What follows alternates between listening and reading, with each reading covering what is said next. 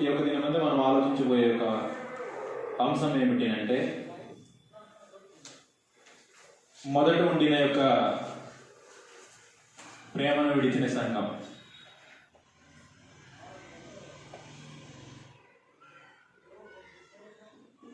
ఎఫెసీ ప్రాంతంలో ఉన్నటువంటి సంఘంలో యేసు ప్రభు ఏమనిసి తప్పు ఒకటి మోపుతున్నాడు అంటే,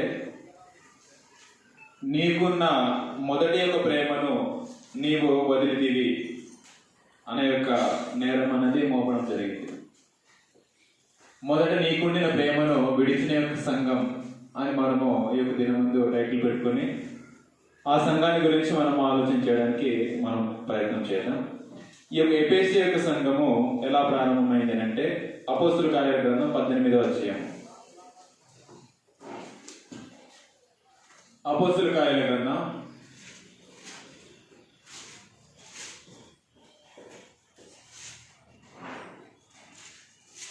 18వ అధ్యాయము 19వ వచనంలో చూస్తున్నది ఏమిటంటే, ఎఫెసీ యొక్క సంఘం ఎవరి ద్వారా ప్రారంభమైంది అంటే, అపోస్తలుడైన పౌలు సువార్త యొక్క ప్రయాణంలో పౌలు గారి ద్వారా సంఘం అనేది ప్రారంభమైంది. పౌలు గారి ద్వారా సంఘము ప్రారంభమైంది. పౌలు గారు సుమారుగా ఎన్ని దినాలు అక్కడ ఉండి వాక్యం ప్రకటించాడు అంటే, 19వ అధ్యాయము 8వ వచనంలో, అపోస్తలుల కార్యాల గ్రంథం 19వ అధ్యాయం 8వ వచనం. తర్వాత అతడు సమాజ మందిరంలోనికి వెళ్ళి ప్రసంగించుచు దేవుని రాజ్యమును గురించి తరికించుచు ఒప్పించుచు ధైర్యముగా మాట్లాడుచు 3 నెలలు ఆ ఊరు ఎఫెసు ప్రాంతంలో 3 నెలలు తాను ఉండి సువార్త అనేది ప్రకటించాడు. 3 నెలలు తాను సువార్త ప్రకటిస్తే ఆ యొక్క సంఘం అనేది ఏర్పడింది, బలపడింది. ఎలాగో బలపడింది అంటే, మనము ఆ యొక్క సంఘాన్ని పౌలు గారి ద్వారా ప్రారంభించిన యొక్క సంఘము ఎంతవరకు బలపడింది అంటే, 20వ అధ్యాయము 17వ వచనంలో, అపోస్తలుల కార్యాల గ్రంథం 20వ అధ్యాయము 17వ వచనం. అతడు మిలేతు నుండి ఎఫెసునకు వర్తమానము పంపి సంఘపు పెద్దలను పిలిపించాను. ఒకసారి మీరు గమనించండి, సంఘపు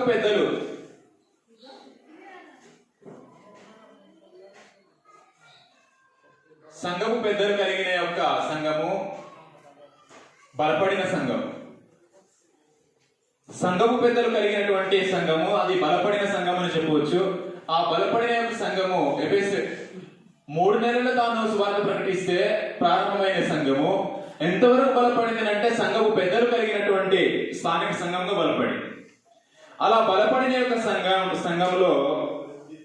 సంఘమును పౌలు గారు ఏం చేసేవాడు అంటే, సంఘపు పెద్దలను మిలేతు ప్రాంతంలో వెళ్ళి మిలేతులో తానుండి ఎఫెసునకు వర్తమానం పంపించి ఎఫెసీ ప్రాంతంలో ఉన్నటువంటి సంఘంలో ఉన్న పెద్దలను పిలిపించి వారితో ఏమని మాట్లాడుతున్నాడు అంటే, 27-28 వచనాలు. దేవుని సంకల్పమంతయు మీకు తెలుపకుండా నేనేమీ దాచుకోనలేదు అనేసి అంటున్నాడు. ఆ యొక్క సంఘానికి ఏం చెప్పాడు అంటే, దేవుని యొక్క సంకల్పాన్ని చెప్పాడు అంట. దేవుని యొక్క సంకల్పాన్ని చెప్పకుండా నేనేమీ దాచిపెట్టలేదు అంటే, దేవుని యొక్క సంకల్పాన్ని పౌలు గారు 3 నెలలు తీసుకుని దేవుని సంకల్పాన్ని మొత్తాన్ని వివరిస్తే ఆ సంఘము బలపడింది. సంఘంలో పెద్దలు ఉన్నారు. ఆ పెద్దలతో హెచ్చరిక మాటలను చెప్తున్నాడు. 28వ వచనం, దేవుడు తన స్వరక్తం ఇచ్చి సంపాదించిన తన సంఘమును కాయుటకు పరిశుద్ధాత్మ మిమ్మును దేనియందు అధ్యక్షులనుగా ఉంచెను ఆ యావత్ మందను గూర్చి మీ మట్టుకు మిమ్మును గూర్చి అది జాగ్రత్తగా ఉండండి అని హెచ్చరిస్తున్నాడు.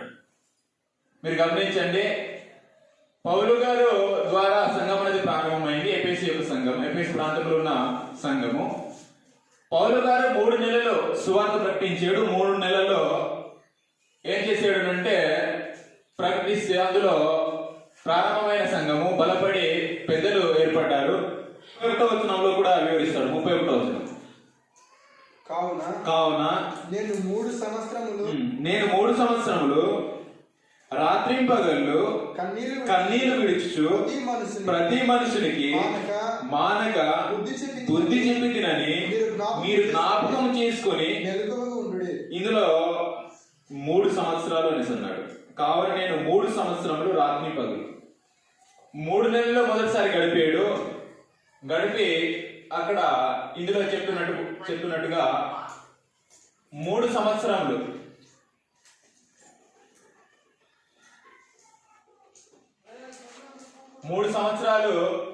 పౌలు గారు దేవుని సంకల్పాన్ని వివరించడానికి రాత్రి పగలు తాను పనిచేసాడు. రాత్రి పగలు తేడా లేకుండా 3 సంవత్సరాలు తాను ప్రయాసపడ్డాడు. అంటే ఎఫెసు ప్రాంతంలో 3 సంవత్సరాలు తాను ప్రయాసపడిన తర్వాత అందులో సంఘపు పెద్దలను నియమించి ఆ పెద్దలతో హెచ్చరిస్తూ ఈ ఎఫెసు ప్రాంతంలో ఒక సువార్తికుడును ఉంచి వెళ్ళాడునంట. తిమోతికి రాసిన మొదటి పత్రిక 1వ అధ్యాయము 3-5 వచనాల్లో 3-4 వచనాల్లో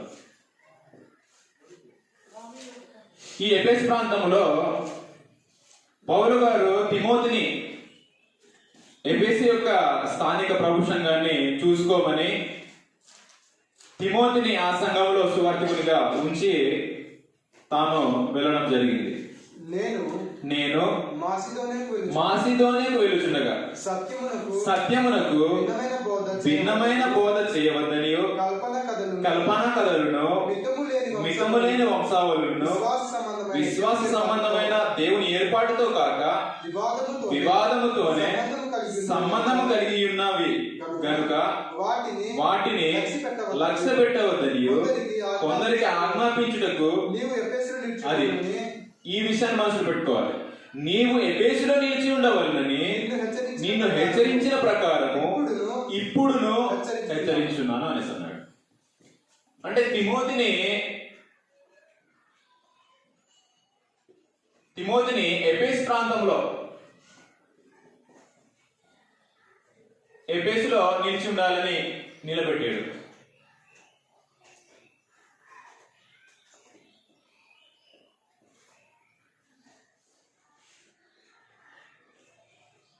ఎఫెసు ప్రాంతంలో పౌలు గారు తిమోతిని సువార్తికుడుగా ఎఫెసు ప్రాంతంలో నియమించాడు. ఎఫెసు ప్రాంతంలో సువార్తికుడు ఎవరంటే తిమోతి.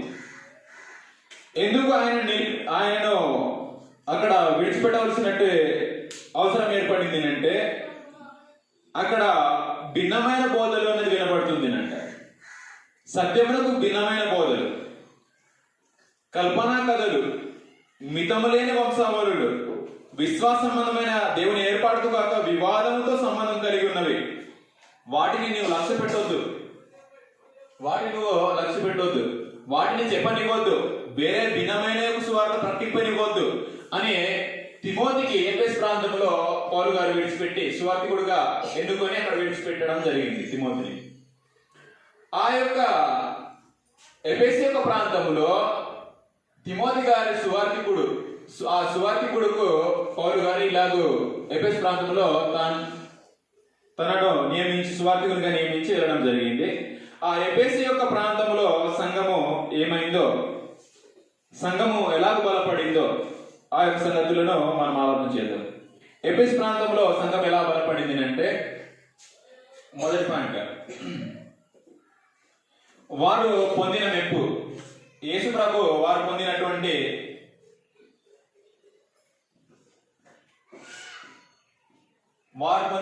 మెప్పును తెలియజేస్తున్నారు.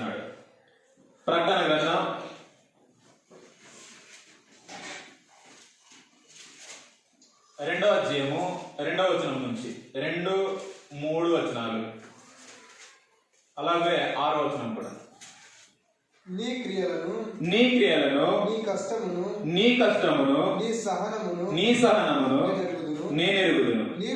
నీవు దుష్టులను సహింపలేవనియు అపోస్తులు కాకయే తాము అపోస్తులమని చెప్పుకున్న వారిని పరీక్షించి వారి అబద్ధికులని నీవు కనుగొంటివనియు నీవు సహనము కలిగి నా నిమిత్తము నా నామము నిమిత్తము భారము భరించి అలేలేదని.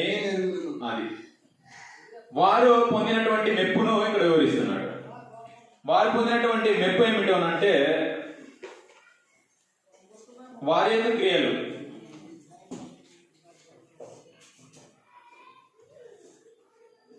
నీ క్రియలను సహనమును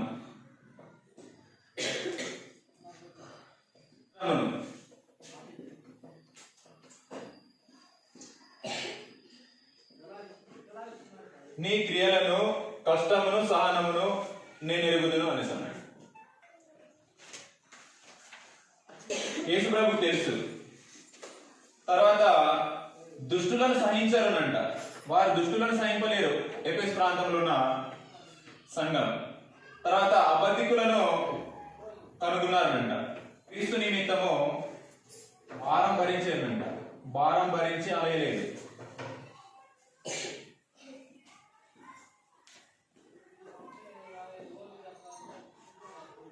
తర్వాత 6వ వచనంలో నికోలాయితు బోధన, నికోలాయితుల క్రియలను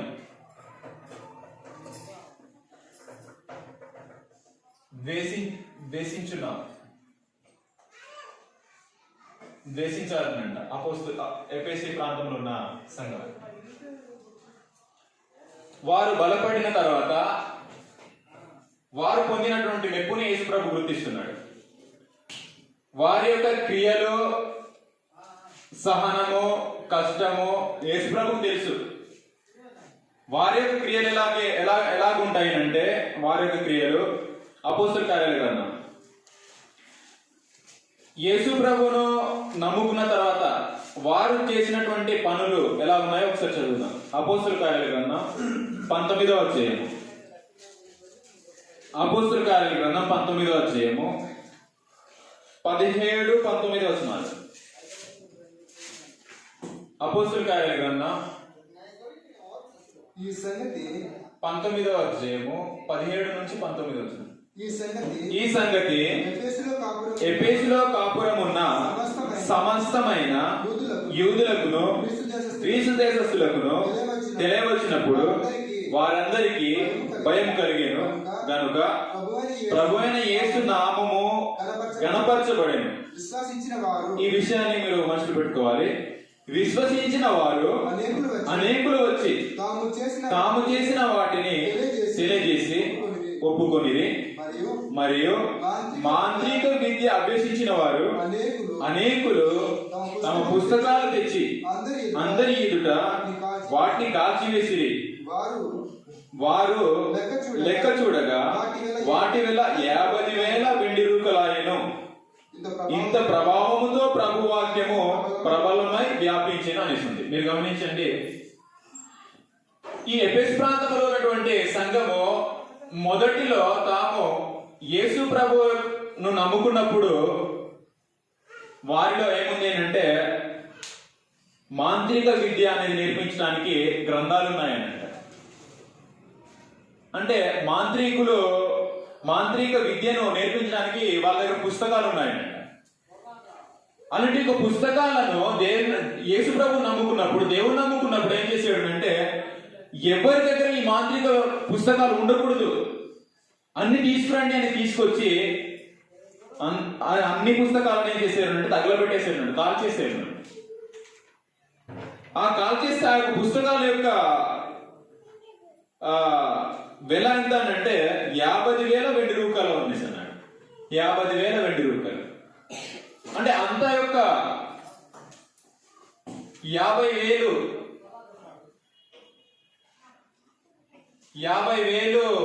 వెండి రూపాయలను లెక్క చేయకుండా ఇంకా పాత యొక్క పనులు మనలో ఎవరి దగ్గర కనిపించకూడదు అని తాము ఏం చేశారంటే మాంత్రిక విద్యను అభ్యసించిన వారందరూ ఆ పుస్తకాలంతా తీసుకొచ్చి తగలబెట్టేశారన్నమాట. అందుకని వారి యొక్క క్రియలను వారు చేసినటువంటి పనులు దేవుని యొక్క పనులు మాత్రమే చేయాలి, పాత యొక్క పనులు ఏమి చేయకూడదు అని ఏం చేశారంటే తాము పాత జీవితాన్ని మొత్తాన్ని ఏం చేశారంటే విడిచిపెట్టేశారు. మాంత్రిక విద్య అభ్యసించిన వారు అనేకులు తమ పుస్తకాలు తెచ్చి అందరి ఎదుట వాటిని కాల్చివేసి ఇక పాత జీవితాన్ని విడిచిపెట్టేయాలి అని వారి క్రియలను, సహనమును, కష్టమును ఏం చేశారంటే యేసు ప్రభు నేను ఎరుగుదును అనేసి అంటున్నాడు. ఇంకా వారు ఎలాంటి వారు అంటే దుష్టులను అస్సలు సహించారు. దుష్టులను ఎలా సహించారు అంటే దుష్టుడు తమ యొక్క ఉన్నా గాని ఒప్పుకోరునంట సంఘం. దుష్టుడిని వెలివేసేస్తారు, దుష్టుడిని సంఘంలో ఉంచారనంట, వెలివేసేస్తారు. ఇంకోటి ఏంటంటే అబద్ధికులను కనుగొన్నారనంట, అబద్ధికులను కనుగొన్నారు. 15వ అధ్యాయంలో అయితే వేరొక బోధ అనేది ఏర్పడుతుంది. అంటే బాప్తిసం పొందిన వారు కూడా సున్నతి పొందాలి అనేటటువంటి బోధ 15వ అధ్యాయంలో. ఇలాగూ అనేకమైన తప్పుడు బోధలను ఏం చేసేవారు అంటే ఈ సంఘము అబద్ధికులను కనుగొన్నారనంట, అబద్ధికులను కనుగొన్నారు.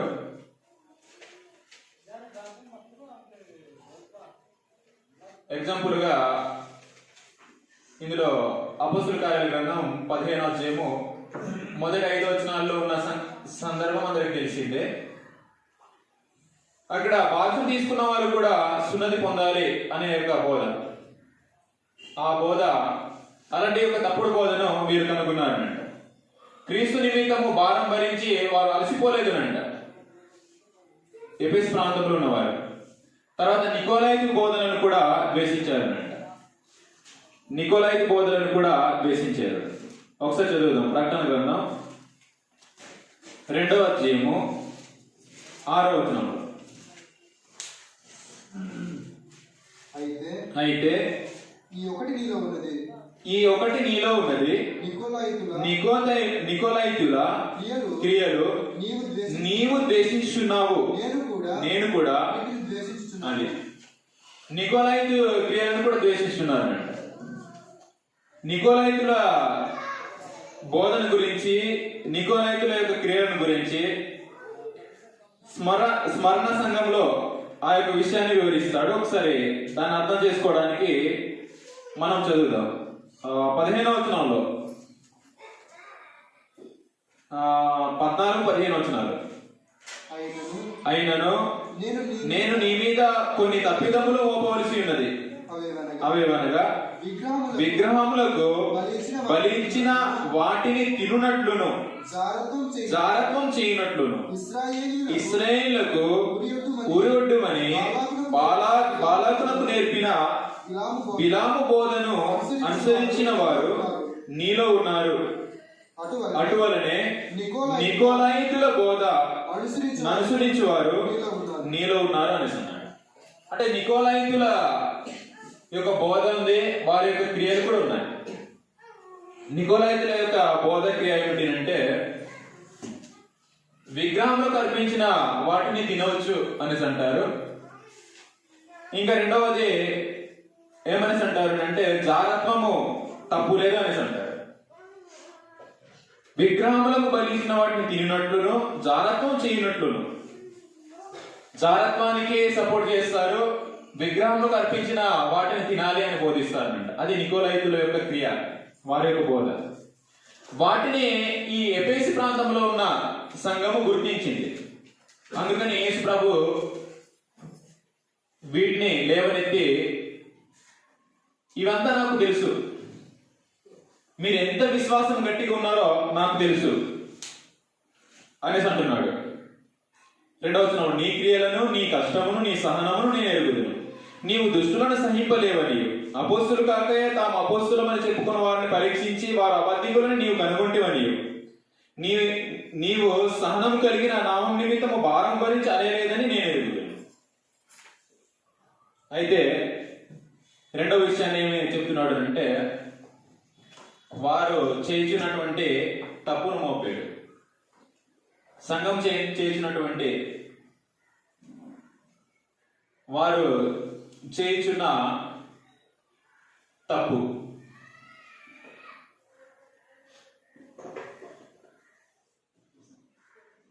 వారు చేయించిన తప్పును రెండవది మాట్లాడాడు. వారు చేయించిన తప్పు ఒకటే ఉందినంట. వారు చేసిన తప్పు ఏమిటంటే, ప్రకటన గ్రంథం 2వ అధ్యాయము 5వ వచనం అనుకుంటా, 4-5 4వ వచనం, ఒక వచనం చదువుతాం. ఒక వచనం, ఆయనను మొదట నీకుండిన ప్రేమను వదిలితివని నేను నీ మీద తప్పు ఒకటి మోపవలసి ఉన్నది అని అన్నాడు. ఆ తప్పు ఏమిటంటే, మొదట నీకుండిన ప్రేమను వదిలితివి.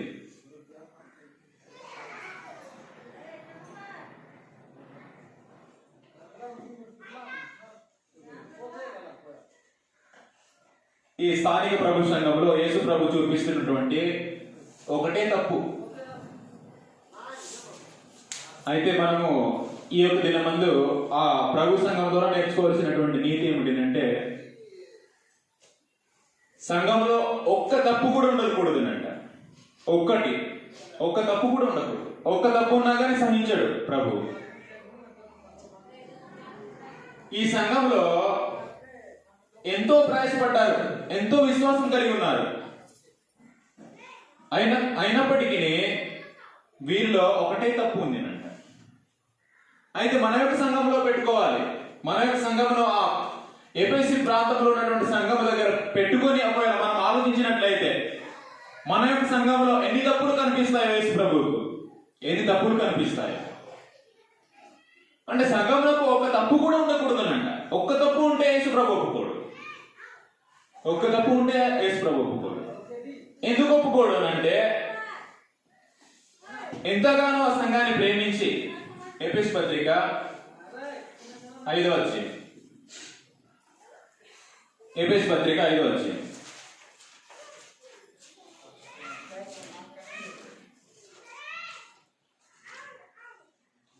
25-27 వచనాలు. 25-27. పురుషులారా మీరును మీ భార్యలను ప్రేమించి అటువలే క్రీస్తు కూడా సంఘమును ప్రేమించి, అదే ఈ విషయాన్ని మనసులో పెట్టుకోవాలి. అటువలే క్రీస్తు కూడా సంఘమును ప్రేమించి, అది కలంకమైనను ముడతైనను అట్టిది మరి ఏదైనా కూడా ఉండకూడదునంట. ముడత ఉండకూడదు, కలంకం ఉండకూడదు, అట్టిది మరి ఏదైనా ఉండకూడదునంట. మరి ఏదైనా లేక పరిశుద్ధమైనది గాను నిర్దోషమైనది గాను మహిమగల సంఘము గాను ఆయన తన ఎదుట దానిని నిలవబెట్టుకొనవలెనని వాక్యముతో ఒక స్నానము చేత దానిని పవిత్రపరిచి పరిశుద్ధపరచుటకై దాని కొరకు తను తాను అప్పగించుకున్నాడు. సంఘంలో ఏమి ఉండకూడదు? ముడతైనను కలంకమైనను అట్టిది మరి ఏదైనా ఉండకూడదు. ముడత ఉండకూడదు, కలంకం ఉండకూడదు, అటుది మరి ఏదైనా ఉండకూడదు. ఈ సంఘములో, ఎఫెసీ ప్రాంతంలో ఉన్న సంఘములో ఒకటే తప్పు కనిపించింది. ఎన్నో చేశారు. వారు ప్రయాసపడినవి మొత్తం చెప్పుకుంటూ వచ్చాడు. వారు క్రియలు చేస్తున్నారు, వారు సహనం కలిగి ఉన్నారు, కష్టము పడుతున్నారు, దుష్టులను సహించట్లేదు, అబద్ధికులను కనుగొంటున్నారు, క్రీస్తు నిమిత్తము భారం భరించి అలసిపోవట్లేదు, నికోలాయి క్రియలను ద్వేషిస్తున్నారు. అయినప్పటికీ ఒకటే తప్పు ఉంది. ఆ ఒకటే తప్పు లేవనెత్తి మాట్లాడుతున్నాడు యేసు ప్రభు. అయితే నీ మీద తప్పు ఒకటి మోపవలసి ఉంది. ఆ తప్పు ఏమిటంటే, మొదట నీకుండిన ప్రేమను ఏం చేశారు? వదిలేశారు.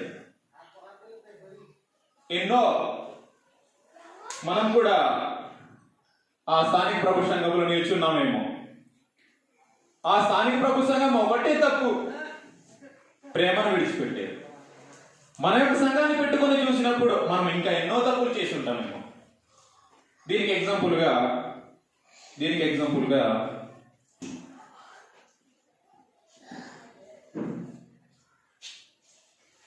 దేవుడు ధర్మశాస్త్రమును పాత నిబంధన చేస్తున్నప్పుడు నిర్గమకాండం 19వ అధ్యాయం, నిర్గమకాండము 19వ అధ్యాయము 5వ వచనం నుంచి 5-8 వచనాల వరకు. కాగా మీరు నా మాట శ్రద్ధగా విని నా నిబంధన అనుసరించిన ఎడల నా నిబంధన అనుసరించి నడిచిన ఎడల మీరు సమస్త జనులలో నా స్వకీయ సాంపత్యమగుదురు, సమస్త భూమియు నాదే కదా. మీరు యాజక రూపమైన రాజ్యంగాను పరిశుద్ధమైన జనముగాను ఉందురని చెప్పాను. నీవు ఇశ్రాయేలుతో పలకవలసిన మాటలు ఇవే అని చెప్పగా మోసే వచ్చి ప్రజల పెద్దలను పిలిపించి యెహోవా తనకు ఆజ్ఞాపించిన ఆ మాటలన్నీ వారి ఎదుట తెలియపరిచాను. మీరు గమనించండి, దేవుడు ఇశ్రాయేల్ ప్రజలతో నిబంధన చేసుకున్నప్పుడు ఏమి చెప్పాలో అది మోసే ద్వారా చెప్పించాడు అంట. చెప్పిస్తే 8వ వచనంలో వారు ఏమైనా అంటున్నారంటే, ఆ నిబంధనకు మేము అంగీకరిస్తున్నాం, ఆ ప్రమాణాన్ని మేము స్వీకరిస్తున్నాం అని 8వ వచనంలో వారి యొక్క జవాబు. అందుకు ప్రజలందరూ యెహోవా చెప్పినదంతయు చేసేదమని ఏకంగా ఉత్తరమిచ్చారనంట. అప్పుడు మోసే తిరిగి వెళ్ళి ప్రజల మాటలను యెహోవాకు తెలియజేశారు. మీరు గమనించండి, దేవుడు మాతో చేసిన యొక్క నిబంధన ప్రకారంగా మేము చేస్తాము అని ప్రజలు ఉత్తరమిస్తేనే దేవుడు వారితో నిబంధన చేసుకున్నాడు. అదే ఎవరితో చేసుకున్నారనంటే, ద్వితోపదేశ కాండము 5వ అధ్యాయము మొదటి 3 వచనాలు. ద్వితోపదేశ కాండము 5వ అధ్యాయం మొదటి 3 వచనాలు. మోసే ఇశ్రాయేలందరినీ పిలిపించి ఇట్లా నేను ఇశ్రాయేలారా, నేను మీ వినికిడిలో నేను చెప్పుచున్న కట్టడాలను విధులను విని వాటిని నేర్చుకుని వాటిని అనుసరించి నడువుడి. మన దేవుడైన యెహోవా హోరేబులో మనతో నిబంధన చేసినని అన్నాడు. ఈ వినికిడిలో అంటే ఇక్కడ బ్రతికి ఉన్న మనతో నిబంధన చేసాను. 3వ వచనంలో యెహోవా మన పితరులతో కాదు, అంటే మన ముందు ఉన్న వారితో కాదు, నేడు ఇక్కడ సజీవులమై ఉన్న మనతో ఈ నిబంధన చేసాను. అంటే బ్రతుకున్న మనతోనే దేవుడు నిబంధన చేస్తున్నాడు. ఆ నిబంధన చేస్తానని దేవుడు చెప్తే మీరు అంగీకరించారు, మీ అంగీకారాన్ని బట్టి నిబంధన చేసుకున్నాడు దేవుడు అని ఇక్కడ మోసే గారు తెలియజేసి వీరితో నిబంధన చేసుకుంటే వీరితో దేవుడు ఏం చేసాడు అంటే, ఈ నిబంధనను ఇర్మియా గ్రంథంలో వివాహంతో పోల్చడం జరిగింది. ఇర్మియా గ్రంథం 31వ అధ్యాయము 31-32 వచనాలు. ఇదిగో నేను ఇశ్రాయేలు వారితోను యూదా వారితోను క్రొత్త నిబంధన చేయు దినములు వచ్చుచున్నవి. ఇదే యెహోవాకు. అది ఈ విషయాన్ని మనసు పెట్టుకోవాలి. అది ఐగుప్తు నుండి వారిని రప్పించుటకై నేను వారిని చెయ్యి పట్టుకొని దినమున వారి పితరులతో నేను చేసిన నిబంధన వంటిది కాదు. నేను వారి పెనిమిటినైనను వారు ఆ నిబంధనను భంగం చేసుకునేది. మీరు గమనించండి, దేవుడు చేసుకున్న యొక్క నిబంధన, ఆ నిబంధనను వివాహముతో పోలుస్తున్నాడు. వివాహ నిబంధన లాంటిది అని పోలుస్తున్నాడు. నేను వారిని చేయి పట్టుకున్న దినమున అదే మాటలు మనం చదువుకున్నాం. అది ఐగుప్తులో నుండి వారిని రప్పించుకై నేను వారిని చెయ్యి పట్టుకునే దినమున వారి పితరులతో నేను చేసిన నిబంధన వంటిది కాదు, నేను వారి పెనిమిటినైనా వారు ఆ నిబంధనను భంగం చేసుకోలేదు. ఆ నిబంధన ద్వారా దేవుడు ఇశ్రాయేలు ప్రజలను ఏం చేసుకున్నాడు అంటే వివాహం చేసుకున్నాడు. వివాహం చేసుకుంటే ఇశ్రాయేలు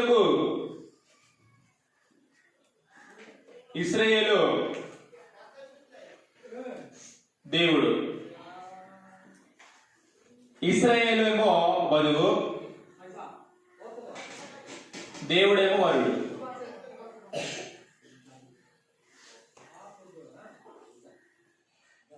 ఈ నిబంధన దేవుడు చేసుకున్నాడు అంట. చేసుకుంటే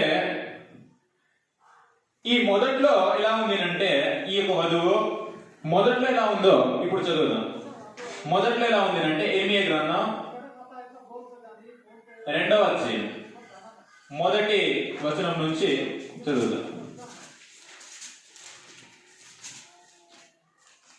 ఇర్మీయా గ్రంథము 2వ అధ్యాయము 1 2 వచనాలు. మరియు యెహోవాకు నాకు ప్రత్యక్షమై ఇలాగ సెలవిచ్చాను, నీవు వెళ్ళి యెరూషలేము నివాసుల చెవులలో ఈ సమాచారం ప్రకటించుము. యెహోవా సెలవిచ్చినదేమనగా, నీవు అరణ్యములో విత్తనములు వేయదగని దేశంలోను, మీరు ఈ విషయాన్ని మనసు పెట్టుకోవాలి, నన్ను వెంబడించుచు నీ యవ్వన కాలంలో నీవు చూపిన అనురాగమును నీ వైవాహిక ప్రేమను నేను జ్ఞాపకం చేసుకొచ్చున్నాను. అప్పుడు మీరు గమనించండి, సరిపోద్ది.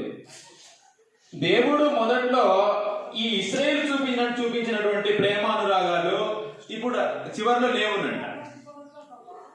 చివరిలో లేవు, నేను వాటినే జ్ఞాపకం చేసుకుంటున్నాను అనేసి అంటున్నాడు దేవుడు. ఇశ్రాయేలు ప్రజలతో వివాహ నిబంధన చేసుకున్నాడు, దాన్ని వివాహం చేసినట్లుగా చెప్పుకున్నాడు. నేను వారి పెనిమిటినైనను ఆ నిబంధనను భంగం చేసుకున్నాడు. మొదట్లో ఈ యొక్క ఇశ్రాయేలు చూపించినటువంటి ప్రేమానురాగాలు ఇప్పుడు లేవు అనేసి మాట్లాడుతున్నాడు. నీ యవ్వన కాలంలో నీవు చూపిన అనురాగమును నీ వైవాహిక ప్రేమను నేను జ్ఞాపకం చేసుకుంటున్నాను. అవి లేవునంట. ఎదురు చూస్తున్నాడు, ఎప్పటికి మళ్ళీ వస్తాయని ఎదురు చూస్తున్నాడు, కానీ వాళ్ళలో కనిపించట్లేదు. అయితే మీరు గమనించండి, ఇప్పుడు యేసు ప్రభు ఏం చేస్తున్నాడు అంటే, తాను సంఘాన్ని ప్రేమించి అందులో ముడతైనను కలంకమైనను అంటే మరి ఏదైనా లేకుండా పరిశుద్ధమైనదిగా, నిర్దోషమైనదిగా, నిష్కలంకమైనదిగా తన ఎదురు నిలబెట్టుకోవాలని ఆశపడుతున్నాడు యేసు ప్రభు. ఆశపడుతుంటే తనలో చూస్తున్నాడు, అన్ని ఉన్నాయి. అయితే ఒకటి మిస్ అయింది, ఒక తప్పు కనిపిస్తుంది అంటే, ఆ తప్పు కనిపిస్తే నేను నీకు తప్పు ఒకటి మోపవలసి ఉంది. ఒకటే తప్పు. ధర్మశాస్త్రంలో ఈ నిబంధనలోనైతే ఎగ్జాంపుల్ గా ఈ నిబంధన ధర్మశాస్త్ర నిబంధనలోనైతే సుమారుగా 314 ఆజ్ఞలు, 316 అనుకుంటా, 316 ఆజ్ఞలు ధర్మశాస్త్రంలో ఇచ్చాడు దేవుడు. 314 ఆజ్ఞలను 313 ఆజ్ఞలు నువ్వు అనుసరిస్తే ఒకటి తప్పిపోతే ఈ 313 ఆజ్ఞలు కూడా నువ్వు తప్పిపోయినట్టే అని గ్రంథం. ఇప్పుడు మనకు అర్థం కావడానికి యాకోబు పత్రిక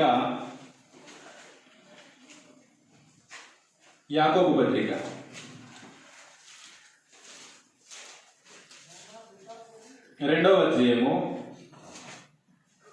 10వ వచనంలో, యాకోబు పత్రిక 2వ అధ్యాయం 10వ వచనం, ఎవడైనను ధర్మశాస్త్రం అంతయు గైకొనియు ఒక ఆజ్ఞ విషయంలో, ఒకే ఆజ్ఞ అంటే మీరు గమనించండి, ఒక్క ఆజ్ఞ విషయంలో తప్పిపోయిన ఎడల ఆజ్ఞలన్నిటి విషయంలో అపరాధేయం అనేసి. ఒకే ఆజ్ఞ 314 ఆజ్ఞల్లో 313 ఆజ్ఞలు కంప్లీట్ గా తాను పాటిస్తున్నాడు చేస్తున్నాడు, ఒక ఆజ్ఞ తప్పిపోయాడు. తప్పిపోతే 313 ఆజ్ఞలు కూడా నువ్వు తప్పిపోయావు అనేసి అంటాడు. అయితే ఇక్కడ యేసు ప్రభు మనలో అంటే సంఘంలో, ఎఫెసు ప్రాంతంలో ఉన్నటువంటి సంఘంలో కనుక్కున్నది ఒకటే ఒక చిన్న తప్పు.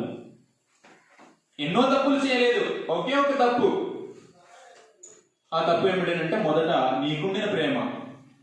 ఆ ప్రేమను బట్టి నువ్వు క్రియలు చేస్తున్నావు, సహనం కలిగి ఉన్నావు, కష్టం కలిగి ఉన్నావు, దుష్టులను సహించట్లేదు, అబద్ధికులను కనుగొంటున్నావు, క్రీస్తు నిమిత్తము భారము భరించి అలసిపోవట్లేదు. దేని నిమిత్తము అంటే మొదట ఉండిన ప్రేమను బట్టి ఇవంతా చేస్తున్నారు. అయితే వారు ఏం చేస్తున్నారు? మొదట వారికి ఉండినటువంటి ప్రేమ విడిచిపెట్టి వదిలేసారు. ఇక్కడ దేవుడు అదే చూస్తున్నాడు. ఇశ్రాయేలు ప్రజలతో దేవుడు నిబంధన చేసుకుని వారిని వివాహం చేసుకుని వారి యొక్క భార్యలాగా చూసుకుంటూ వారు చూపినటువంటి ప్రేమ చివరిలో లేదు అన్నట్టు. అదే నేను జ్ఞాపకం చేసుకుంటున్నాను. నీ యవ్వన కాలంలో నువ్వు చూపినటువంటి ప్రేమ అనురాగాలు ఏవి అని అడుగుతున్నాడు. ఎప్పుడు కనిపిస్తాయా అలాంటి ఒక ప్రేమ అనురాగాలని ఎదురు చూస్తున్నాడు. మన కుటుంబ దాంపత్య జీవితంలో కూడా కొన్ని సార్లు అలాగే జరుగుతుంది. వివాహము అయిన కొత్తలో ప్రేమను పొందుతాము. చివర వచ్చేసరికి అంటే భార్య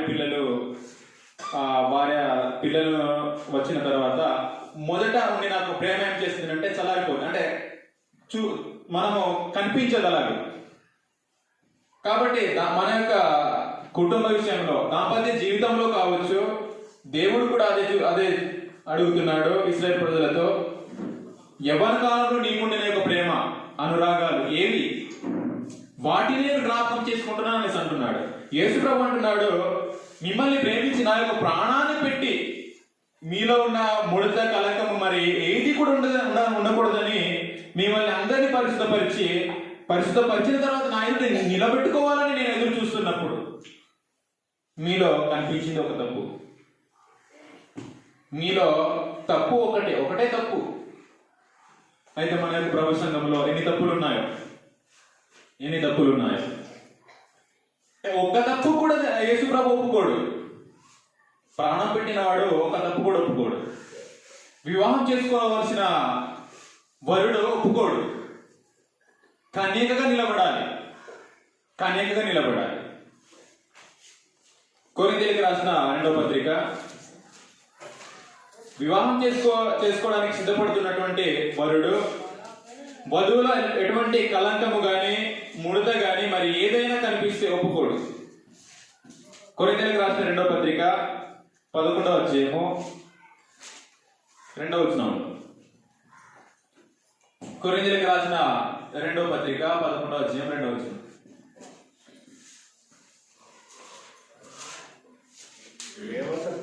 దేవాసక్తితో మీ ఎడల ఆసక్తి కలిగి ఉన్నాను. ఎందుకనగా అది పవిత్రురాలైన కన్యకనుగా ఒక్కడే పురుషునికి అనగా క్రీస్తుకు సమర్పింపబడినని మిమ్మును ప్రదానం చేసి తిని అనేసి అన్నాడు. పవిత్రురాలైన కన్యకగా, తన యొక్క పవిత్రతను పోగొట్టుకున్న యొక్క కన్యకను ఒప్పుకోడు వరుడు. ప్రదానం చేసుకున్నటువంటి వరుడు తన యొక్క తాను ప్రదానం చేసుకున్నటువంటి యొక్క కన్యక వధువు ఏదైనా తప్పు చేసిందంటే సహించడు. ఎందుకనంటే అతని యొక్క సొంతం అది కాబట్టి దానిని తన ఎదుట పరిశుద్ధమైనదిగా నిర్దోషమైనదిగా పెట్టుకోవడానికి తాను తన ప్రాణాన్ని పెట్టాడు కాబట్టి ఒక్క తప్పు కూడా సహించాడు. ఒకే తప్పు కనిపిస్తుంది. ఆ తప్పు ఏమిటంటే మొదట నీకుండిన ప్రేమ.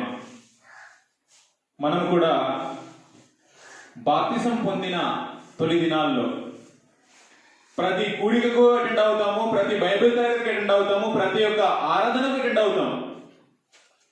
ఎంత ఆసక్తి ఉంటుంది అంటే బాప్తిసం తీసుకున్న ప్రారంభంలో ఆకాశం అంటేగలను అనేంత ఆసక్తి మనలో ఉంటుంది. రాను రాను ఆరాధనకి వెళ్ళడానికి కూడా ముందుకు రాము, కూడికకు వెళ్ళాము. అలా ఏం చేస్తాము అంటే మొదట మనకున్న ఆసక్తిని మొదట మనకుండిన ప్రేమను, మొదట మనకుండిన స్థితిలో నుంచి, పడిపోయిన స్థితిలో నుంచి మళ్ళీ తిరిగి ఆ స్థితిలో రావాలని దేవుడు ఎదురు చూస్తున్నట్టుగా యేసు ప్రభు కూడా ఎదురు చూస్తున్నాడు.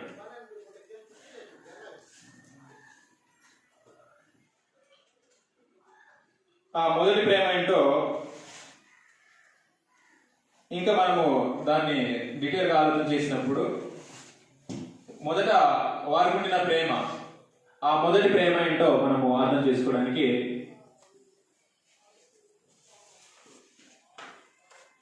ఆ మొదటి ప్రేమ గురించి మనం ఆలోచన చేద్దాం. మొదటి ప్రేమ ఎలాంటిదో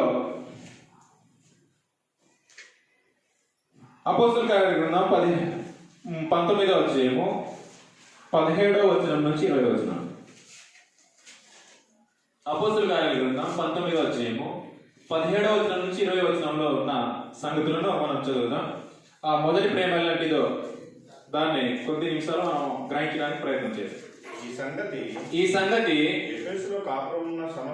ఎఫెసులో కాపురమున్న సమస్తమైన యూదులకును గ్రీక్ దేశస్థులకును తెలియవచ్చినప్పుడు వారందరికీ భయము కలిగిను గనుక ప్రభు అయిన యేసునామము, అది మీరు గమనించండి, గణపరచబడింది అంట.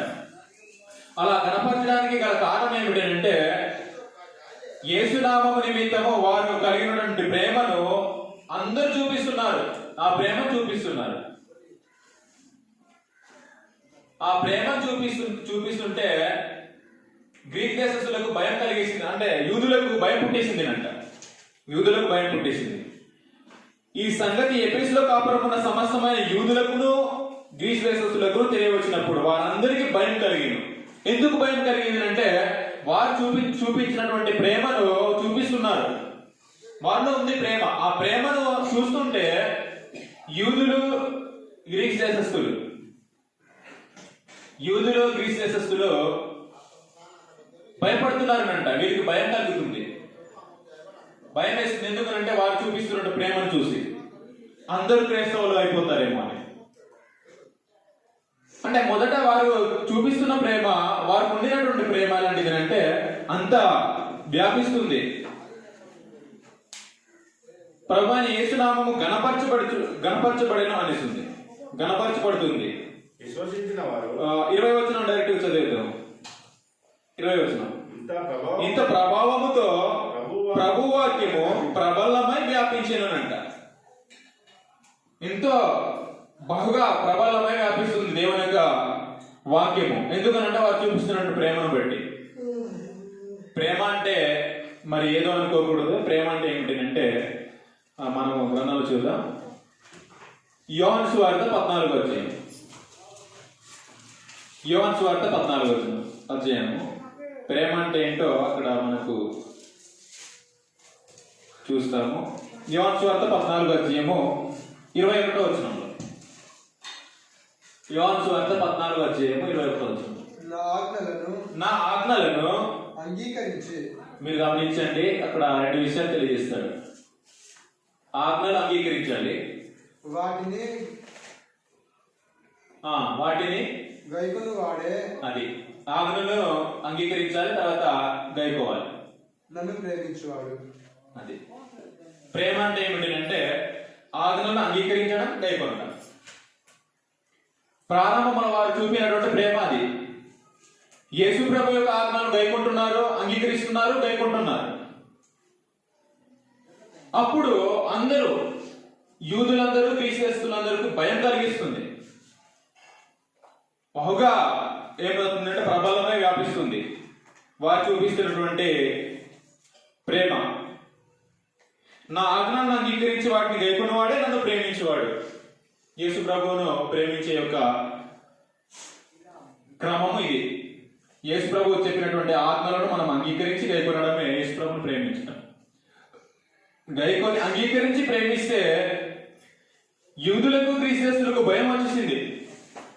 అందరూ ఎలాగ మారిపోయారో, అందరు మారిపోతారేమో అని అంత ప్రేమ కనిపిస్తుంది అంట వారిలో. ఆ ప్రేమకు నిర్వచనాన్ని చెప్పడం జరిగింది. ఆ నిర్వచనం ఏమిటంటే తిమోతికి రాసిన మొదటి పత్రిక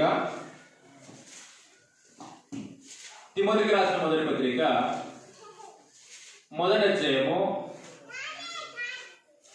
6వ వచనం 5వ వచనం ఒకసారి చూడండి. 5వ వచనం అనుకుంటుంది.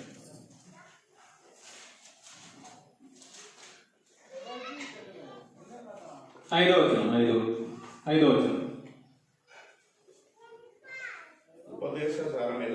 ఉపదేశ సారమేదనగా పవిత్ర హృదయం నుండి మంచి మనస్సాక్షి నుండి నిష్కపటమైన విశ్వాసము నుండి అది కలుగు ప్రేమయే అనేసి అంటున్నాడు. ప్రేమ ఎలాంటిది అంటే పవిత్ర హృదయం నుంచి రావాలని అంట, మంచి మనస్సాక్షితో రావాలని అంట. అలా వచ్చేది నిష్కపటమైన విశ్వాసం కలిగినది. అది దానిని ఏమనిస్తున్నాడు అంటే ప్రేమ అనిస్తున్నాడు. అలాంటి యొక్క ప్రేమ, మొదటి యొక్క ప్రేమ, ఎఫెసు ప్రాంతంలో కలిగినటువంటి ప్రేమ ఇక్కడ వివరిస్తున్నాడు. అలాంటి యొక్క ప్రేమ రావాలి. తిమోతి, ఎఫెసు ప్రాంతంలో నిన్ను విడిచి వెళ్తున్నాను కాబట్టి వారిలో మంచి మనస్సాక్షి అంటే పవిత్ర హృదయం నుండి రావాలి, మంచి మనస్సాక్షి నుండి రావాలి, నిష్కపటమైన విశ్వాసం కలిగి ఉండటమే ప్రేమ అని వివరించు. అబద్ధ బోధలు చేయనివ్వకు. తర్వాత కల్పనా కథలు చెప్పనివ్వకు. వంశావళిలో విషయంలో చెప్పనివ్వకు. దేవుని ఏర్పాటుతో కాక వివాదంతో సంబంధం కలిగి ఉన్నారు కాబట్టి ప్రేమ అంటే ఏంటో వివరించు అని తిమోతికి పౌలు గారు రాసి ఆ ఉత్తరాన్ని పౌలు గారికి ఇచ్చి ఎఫెసు ప్రాంతంలో విడిచి వెళ్తున్నాడు. విడిచి వెళ్ళి ఈ యొక్క విషయాలను తెలియజేస్తున్నాడు. తర్వాత ప్రేమ అన్నది కొన్ని సందర్భాలను బట్టి చల్లారుతుంది అంట. మత్తయి సువార్త 24:12 మొదట ఇంత ప్రేమ ఉంటే ఆ ప్రేమ చల్లారే అవకాశం ఉందినంట. ఎలా చల్లారుతుందో మత్తయి సువార్త 24:12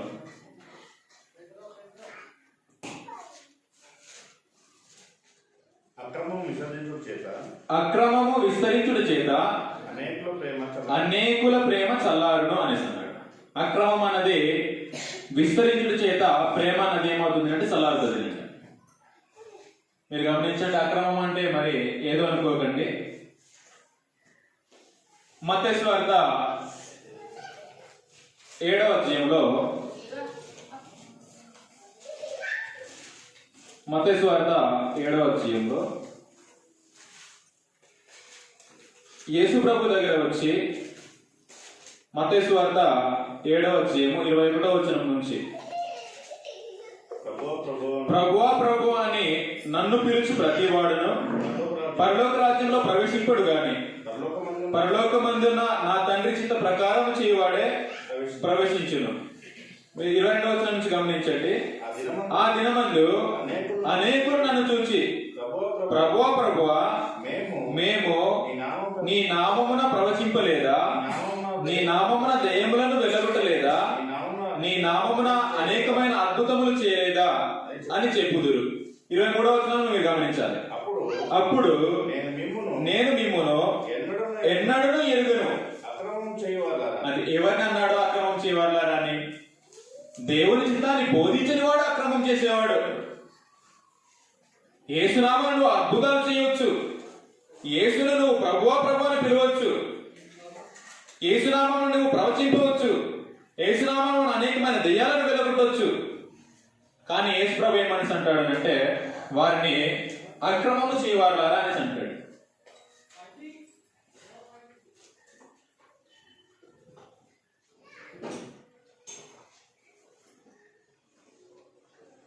అక్రమం చేయవాళ్ళారా నేను మిమ్మల్ని ఎప్పుడు ఎరగను అనేసి అంటాడు.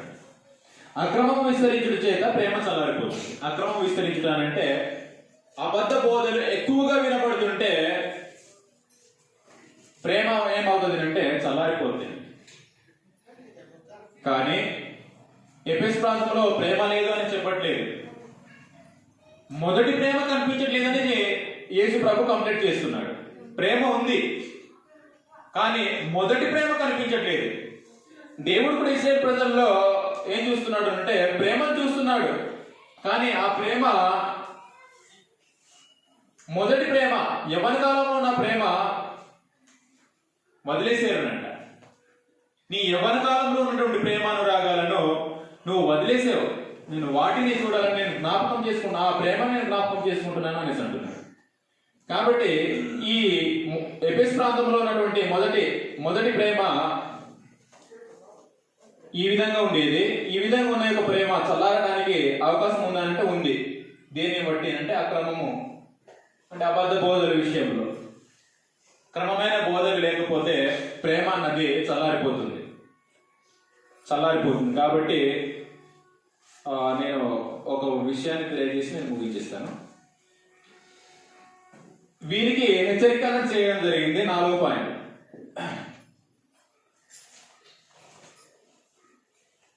వారికి హెచ్చరికలు అంటే ఎఫెసు ప్రాంతంలో ఎఫెసు సంఘానికి హెచ్చరికలు. ఏమని హెచ్చరిక చేసాడో మనం చదువుదాం. ప్రకటన గ్రంథం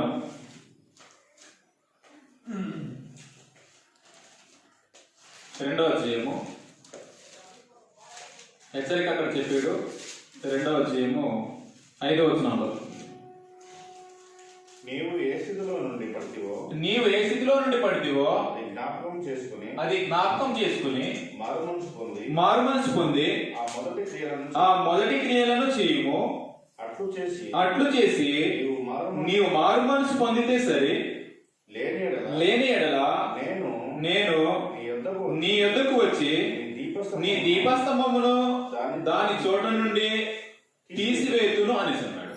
హెచ్చరిక ఏమిటంటే నీ మొదటి ప్రేమను, నీకు మొదటి ఉండిన నీవు ఏ స్థితిలో నుండి పడితివో ఆ పడిన స్థితి ఏమిటంటే మొదటి స్థితి. మనం విశ్వాసంలో కూడా మనము బాప్తిసం తీసుకున్నప్పుడు మొదటి స్థితిలో ఎలాగున్నాము,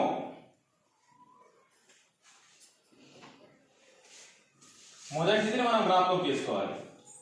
బాప్తిసం తీసుకున్న ప్రారంభ దినాల్లో ఎలా ఉన్నాము, ఇప్పుడు ఎలా ఉన్నాము. ప్రారంభ దినాల్లో ప్రతి రోజు ప్రతి పూట అన్ని విషయాల్లో ప్రార్థన చేసుకునే వాళ్ళము. ఇప్పుడు ఎందుకు ప్రార్థన చేసుకోవట్లేదు? అయితే మనం పడిపోయాం. మొదట మనకుండినటువంటి విశ్వాసంలో పడిపోయాం. మొదట మనకుండినటువంటి ఆసక్తిలో పడిపోయాం. కొంతమంది ప్రార్థన అంటే ప్రతి విషయంలో ప్రార్థన చేసుకునేవాళ్ళు. కానీ ఇప్పుడు ప్రార్థన అన్నది చేయడానికే మర్చిపోతున్నాం. అంటే మొదట మనకుండినటువంటి మొదటి స్థితి విశ్వాసము మనం లేదు. ప్రతి విషయంలో ప్రార్థన చేసుకునే మనము ఒక విషయంలో కూడా ప్రార్థన చేసుకోవట్లేదు. ఎఫెసు ప్రాంతంలో ఒకే తప్పు వలన యేసు ప్రభు లేవనెత్తితే మన అరకువేల ప్రభు సంఘంలో ఎన్ని తప్పులను యేసు ప్రభు చూపిస్తాడు, ఎన్ని తప్పులు యేసు ప్రభు కనిపిస్తున్నాయి. ఏ విషయంలో మనం తప్పులు చేస్తున్నాం, ఏ విషయంలో తప్పులు చేస్తున్నాం. ఆ మొదటి యొక్క స్థితిని లేదా మనము పడిపోయిన యొక్క స్థితిని మరలా తిరిగి ఆ స్థితిలోనే పడిపోయిన స్థితిని జ్ఞాపకం చేసుకుని ఏం చేయాలని అంటే మారు మనసు పొందాలి. మారు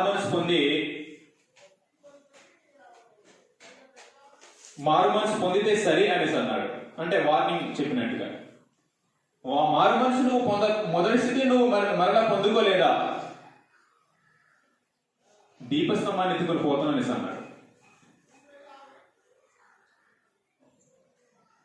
నీవు ఏ స్థితిలో నుండి పడితివో అది జ్ఞాపకం చేసుకుని మారు మనసు పొంది ఆ మొదటి క్రియలను చేయము. అట్లు చేసి నీవు మారు మనసు పొందితే సరి. మారు మనసు పొందేవా, నీకు అవకాశం ఉంది.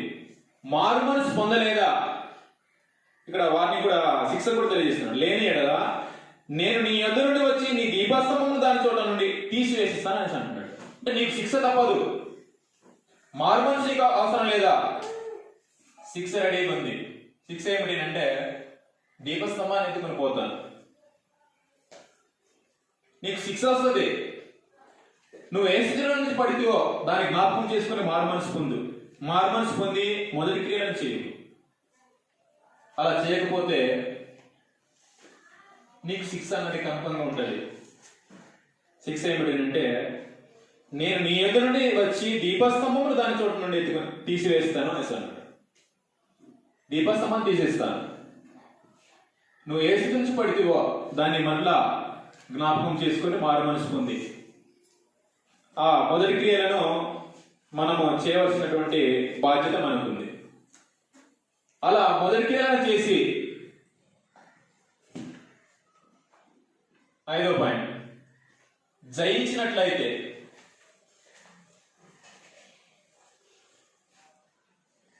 జయించు వారికి, నువ్వు ఏ స్థితిలో నుంచి పడి నువ్వు తిరిగి లేచి నువ్వు జయిస్తే ఏమిస్తానో ఆ బహుమానాన్ని కూడా తెలియజేసాడు. జయించిన ఎడల పరదేశంలో ప్రవేశం ఉంటుంది అని అన్నాడు.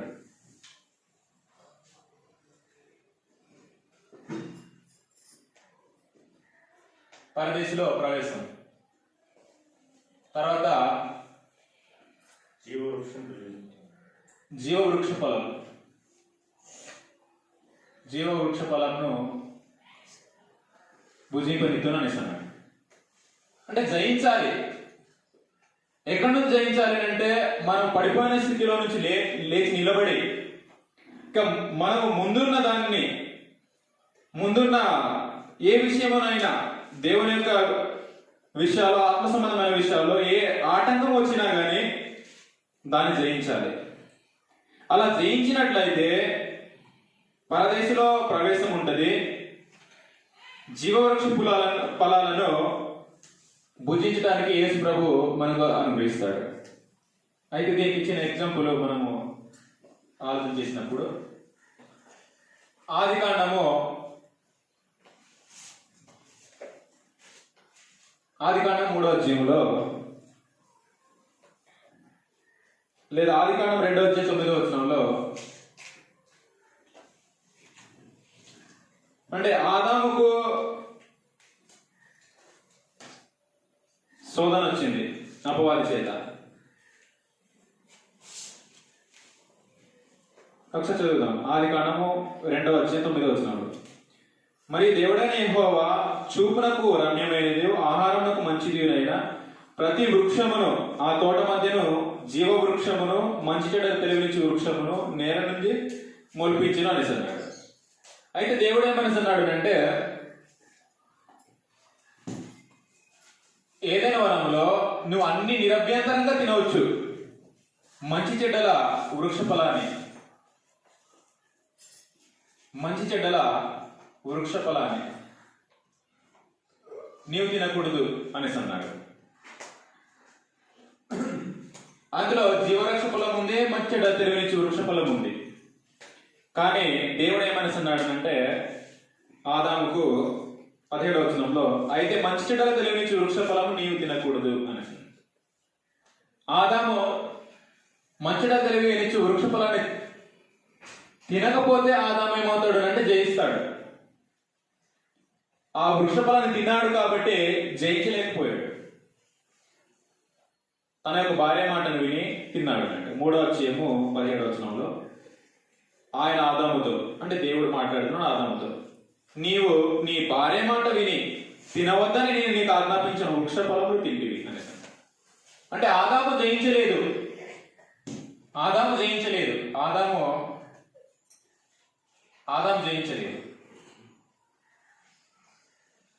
మనం జయించకపోతే, ఆదాము ఎలాగైతే ఏదైనా వనంలో నుంచి బయట గెంటి వేయబడ్డాడో, మనము కూడా జయించకపోతే ఏ విషయంలోనంటే, ఏదైతే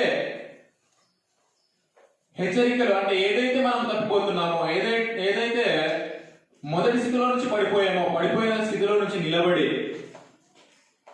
ఆ యొక్క ప్రేమలో నిలబడి ఏ శోధన వచ్చినా కానీ జయించాలి.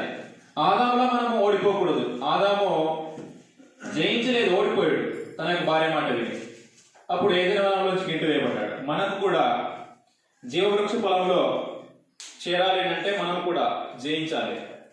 శరీరాశలను జయించాలి, నేత్రాశలను జయించాలి, జీవ బ్రహ్మములను జయించాలి. అంటే ప్రతి విషయాల్లో ఆత్మ సంబంధమైన విషయాలకు ఏదైతే అడ్డుపడుతుందో వాటన్నిటినీ మనం జయించుకుంటూ వెళ్ళినట్లయితే మనకు పరదేశంలో ప్రవేశం ఉంటుంది. జీవవృక్ష ఫలాన్ని భుజించడానికి యేసు ప్రభు అనుమతిస్తాడు. కాబట్టి ఇందులో మనం నేర్చుకోవాల్సినటువంటి నీతి ఏమిటి అంటే,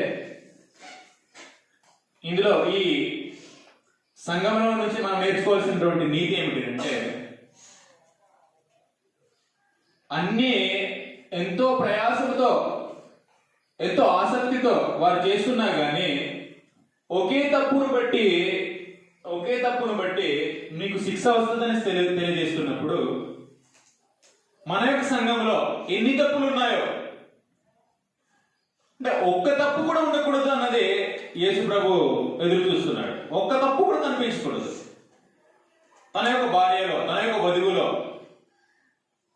కన్యకలో ఏమి ఉండాలి అంటే, ముడత గాని కలంకము గాని మరి ఏదైనాను లేకుండా పవిత్రమైనదిగా తాను వివాహం చేసుకోవాలని ఎదురు చూస్తున్నవాడు ఒక్క తప్పు కూడా ఉండకూడదని ఆశిస్తున్నాడు.